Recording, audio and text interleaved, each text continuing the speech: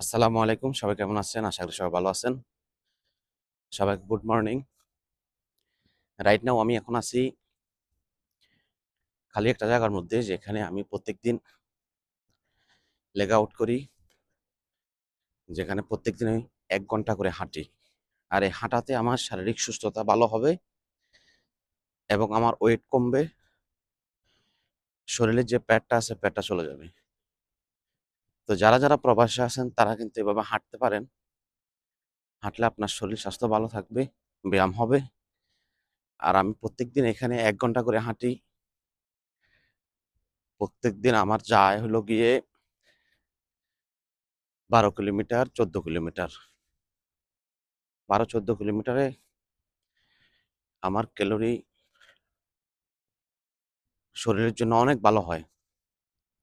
তো যারা আছেন প্রবাসে, আমি মনে করব তারা প্রত্যেকদিন সকালবেলা ১ ঘন্টা করে হাঁটবেন।